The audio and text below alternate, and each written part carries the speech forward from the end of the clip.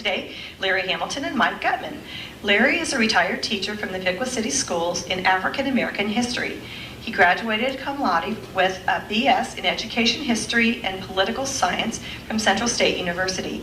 Larry authored an article on helping African ancestred Americans find their roots, and he was a presenter on family history and genealogy at Central State.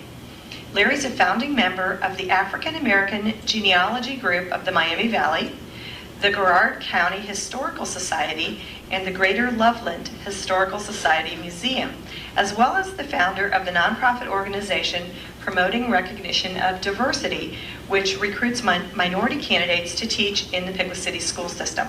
It is a peculiar sensation, this double consciousness, this sense of always looking at oneself through the eyes of others, of measuring one's soul by the tape of a world that looks on in amused contempt and pity.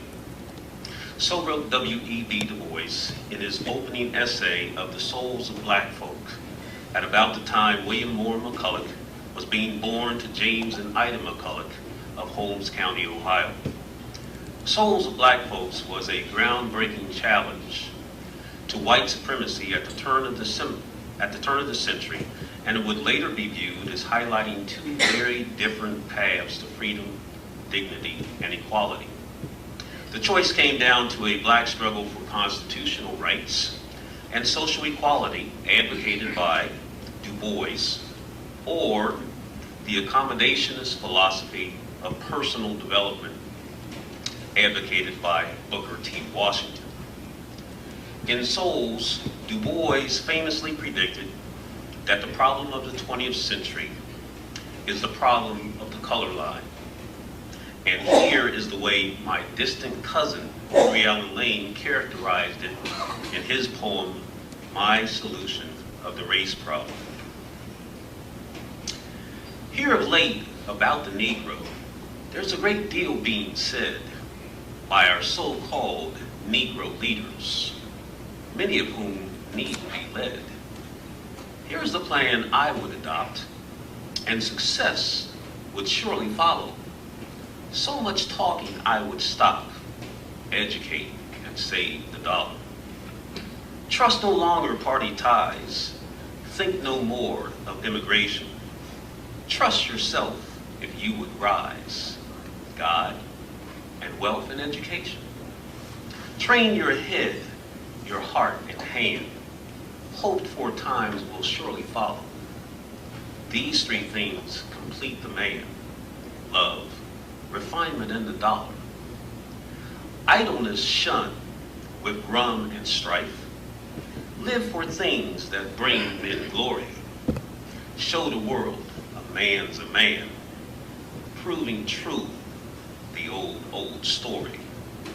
Then race hate will pass away. Poverty and mob law follow, for the world respects the man with refinement and the dollar. As we begin to examine the life and times of Congressman Bill McCulloch, I will be applying my own personally derived standards of evaluation under what I call the right concept. Right stands for recognizing individual greatness in historical testament. Even though the concept was developed to promote greater inclusion for minorities and women, the standard is of biblical origin and therefore has universal application. So, does this mean that Bill McCulloch was not a Christian, that he shouldn't be afforded community, state, and national recognition? No. Again, he could be Jewish, he could be a Muslim, he could be a Buddhist, whatever. There simply has to be an element of the person's character and behavior in testimony to his loving others as we love ourselves, or esteeming others greater than thyself, or in other biblically applied principles of service to humanity. So with the right concept in mind, I raise the question: was William Moore McCulloch a man of the moment, or was he a man for all times? In other words, does he deserve recognition solely because of his House leadership as a skillful politician who guided the passage of the landmark Civil Rights Bill into law? Or did he have a lifetime passion for fighting injustice, promoting tolerance, and safeguarding the democratic rights of all Americans, regardless of race, creed, and ethnic origin? Is there anything in the birth and youth background that would lead us to believe that he would develop an empathy toward black people or right the wrong done to the disenfranchised and oppressed Negro minority? I wanted to look at those early years, but not having access to personal papers and frankly having little desire for fervent research, I settled on doing a simple census search of Ancestry.com, and here's what I found.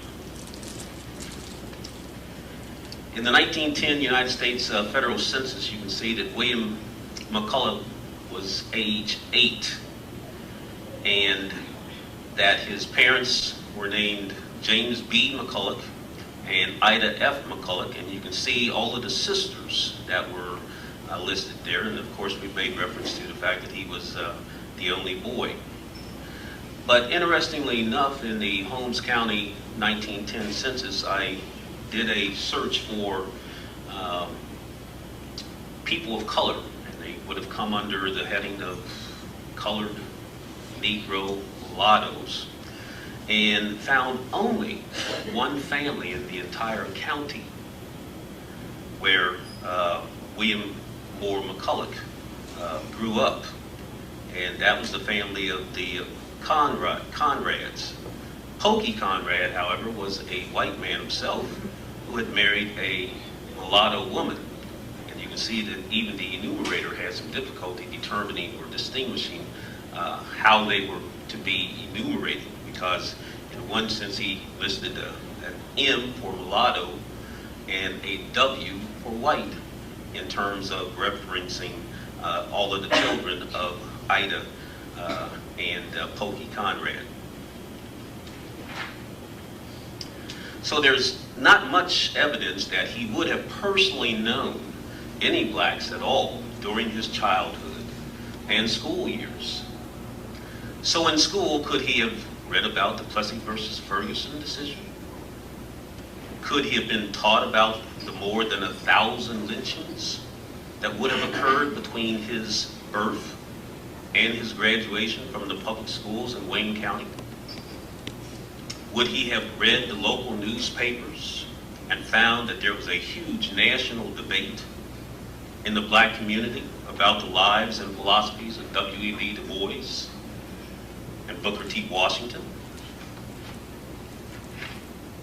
Is it possible at that early age that he had developed an interest in multicultural literature and read my cousin Henry Allen Laine's footprints in an English course while attending Ohio State? What kind of man was Bill McCulloch? What kind of man was he becoming as a result of parental instruction, teacher influence, and community and cultural norms? Was he already embarked upon a quest for equality in a purpose-driven life? Cousin Henry Allen Laine posed similar questions in his poem, Life's Mission. The question often comes to me, what is my mission here? Is it for selfish interest I labor year by year? To heap up honors for myself, fame, honor, land, or gold? To labor for myself alone, from youth till I am old? Nay, selfish gain leads but to loss. What would it profit me to chase through life the bubble fame, then in the life to be? Regret the things I might have done to help my fellow men who failed for help which I withheld. The chance comes not again.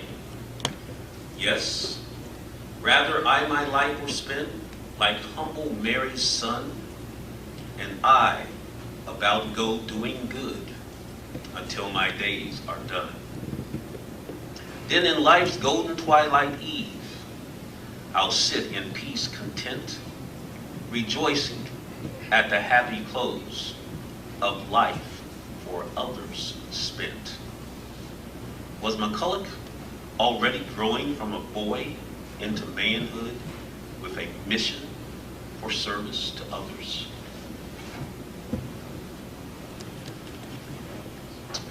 Push. Don't fret and whimper your life away and growl about no chance for the poor man to edge through the frenzied crowd or up in the world advance. Though the fight grows hot for power and place, just join in the maddening rush. Keep a level head, an open eye, and push. The world may try hard to crowd you back and elbow you out of the race, but press right on. Keep your temper and smile with your eye on a higher place. Be firm and true and honest through. Don't beat about the bush. Be frank and fair. Treat all men square and push. Oh, don't over small things worry and fret and hasten your health's decline. You'll soon at best be laid to rest under the drooping pine. For the old folks' sake, learn a warm handshake. Win lass and lad's best wish. Have faith in God, in man, in self, and push. As colored soldiers came back from winning the victory abroad, they returned to the U.S. and hometowns like Piqua, determined to push.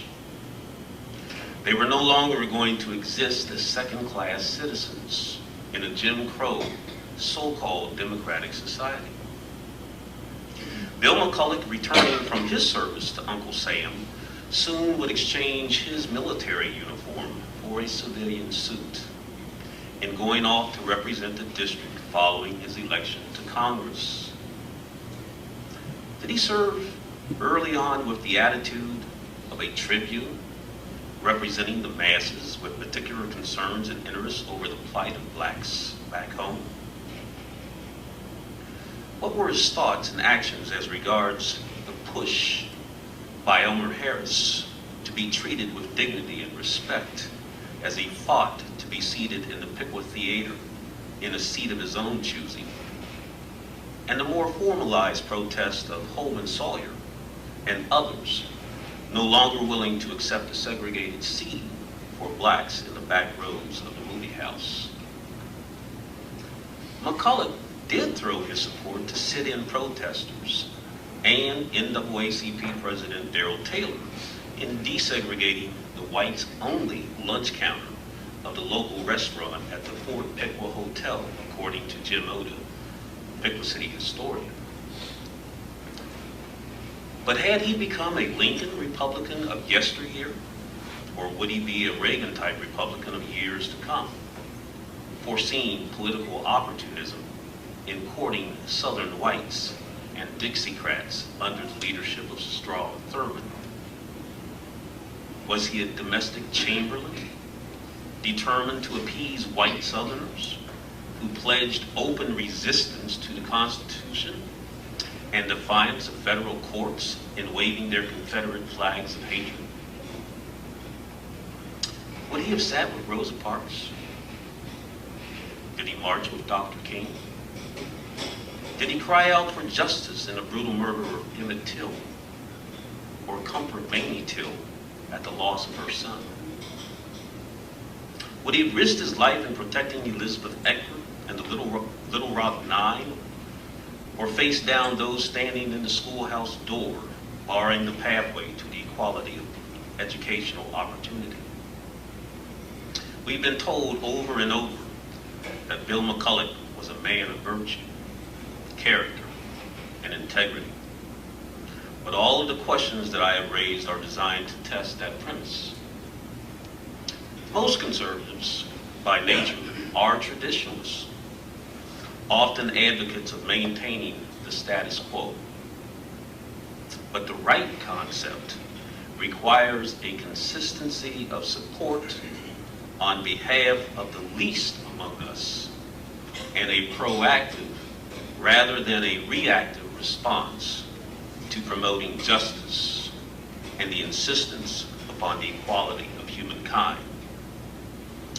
Does William Moore McCulloch measure up?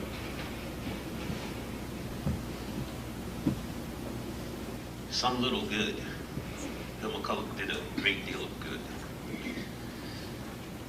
I did some good today, unconsciously the while, when I mixed some wit within a pleasant talk as a friend and I took a quiet walk, and it brought to his lips a smile. Whatever makes one smile lifts from his mind the load, and it makes his journey smoother still, though rough the path and steep the hill along life's rugged road. I did some good today. When I shook a stranger's hand, it made him feel that he had one friend in the world whose courtesy did extend to a stranger through the land. I did some good today.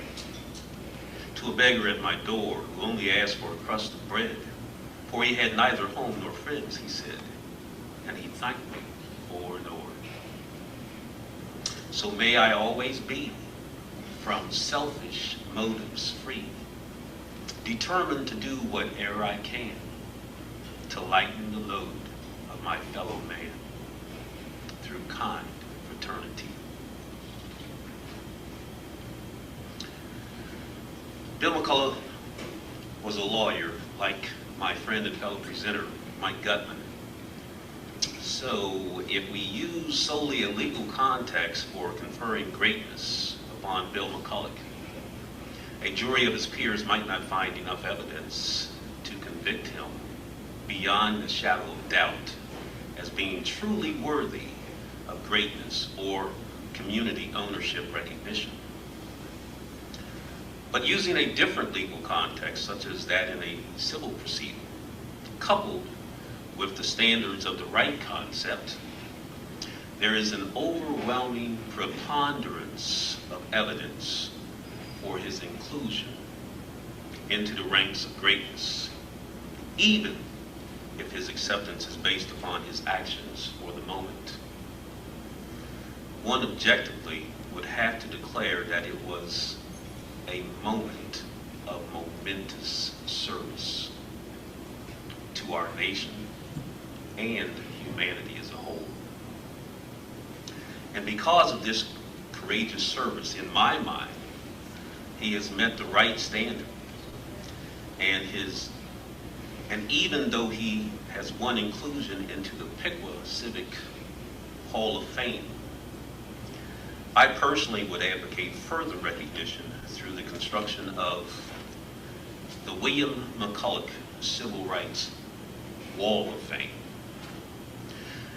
You know, few Piqua realize the critical role played by Piqua Congressman Bill McCulloch in the writing and passage of the landmark Civil Rights Bill of 1964.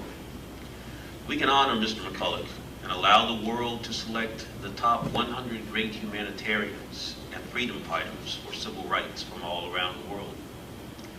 This could be launched as a part of the Piqua Bicentennial celebration. The wall could be connected to the Randolph Friedman Memorial at the African Jackson Cemetery, or on the square in close proximity to the offices of McCulloch, Felger, Fike, and Gutman, or even within the newly renovated Fort Piqua Hotel Library building. In closing, I would like to say Bill McCulloch was my kind of man, and I'd like to honor him with the last of a series of poems that I read from Henry Allen Laine. It's titled My Kind of Man. The kind of man for me is one who seeks no praise for what he's done, who labors not for man's applause, but gets his share of praise because with an honest heart for right strives he, and that's the kind of man for me. Though highly honored, he does not scorn the honest rags of the lowly born. Good cheer and hope to all he brings, for he looks at the sunny side of things. His manly heart is as light and free as the morning breeze. He's the man for me. He knows a smile and a warm handshake, oft from a stone a heart will make, from which kind words drive out despair and plant an honest purpose there.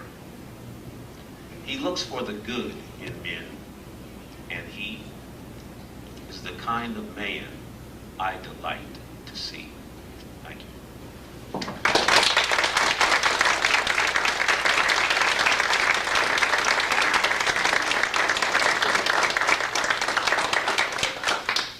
That's all of our prepared talk. I would like to point out a couple things that we brought today. On the front there, the photographs were provided a lot by the family, and those are, you're welcome to look and at those as you go through.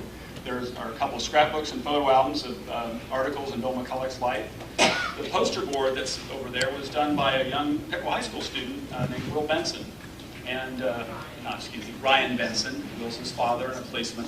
Ryan Benson did this as part of History Day last year and won a Superior Award for his work. And that is over there, and you're welcome to review that. It's on loan from the Piqua Library. And again, the longest debate, we'll make sure this gets to the library as well. Do you have questions? Michael, no, I don't have a question, Sure. but my husband and our daughter are going to get it. And not knowing who was going to be here, we brought the pen that my father used to sign the civil rights legislation. And I thought you'd just like to see it, so they're getting it. We keep it in our safety deposit box because it is a real thing of history. Yes. But they'll be back soon. Great. Well, thanks for sharing with us all of your memories of him and for being here today. We're going to stay for lunch. If you have questions, we can certainly invite you to join us there. Larry, do you have anything else? Yeah, well, Mr. Carver returns with the pen, historic pen. I would like to acknowledge some of our guests this morning. Students from Piqua High School are attending the presentation this morning, and many of them, I think all of them actually have at one time or another been my prod scholars, and I am proud of them, and I am thankful and appreciative of Piqua High School for allowing them to attend this morning's presentation.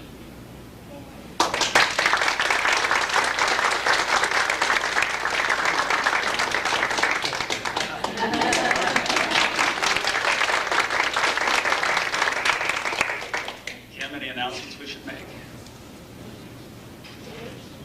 Karen, you want to close? Well, I would be glad to. Again, I would just like to thank everybody for joining us. I learned a lot. I hope that you all did too. And we want to again thank Mike Gutman and Larry Hamilton for such a great presentation. Thank you very much. A decade later in 2017, Larry Hamilton gave partial ownership identity to William Moore McCulloch in the dedication ceremony of the Randolph and McCulloch Freedom Struggle Complex located at 655 North Main Street in the city of Piqua, which in large part shares the inclusive historical heritage of the struggle for freedom with the Randolph freedmen in the settlement of West Central Ohio. Now, the filter of cousin Henry Allen Laine's prophetic poetry is being applied to another Miami Countian as we probe the character of A.B. Graham, the founder of the 4-H clubs, that I acknowledge as the inspiration of what I call Prod's High Five Club.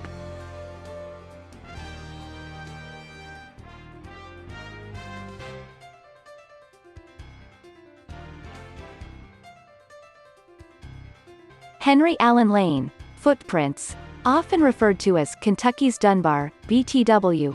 The internationally acclaimed Dayton poet also has roots tied to my familial area of enslavement and struggle for freedom in Garrard County, Kentucky.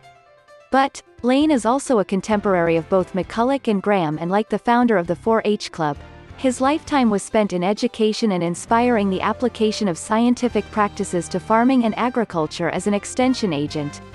Laine's career path to success was fraught with challenges, intimidation, and racism that A.B. Graham was not subject to, and makes desirable the hard history contrast of these two great American heroes.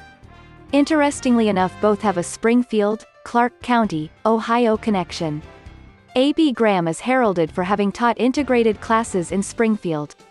Henry Allen Laine's relatives, fleeing from Jim Crow schools in Kentucky, settled in cities along the Little Miami River corridor in colored communities located in Loveland, Xenia, and Springfield.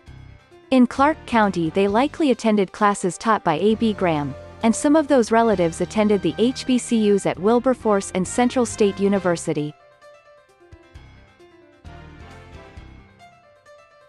Thank you for watching this presentation.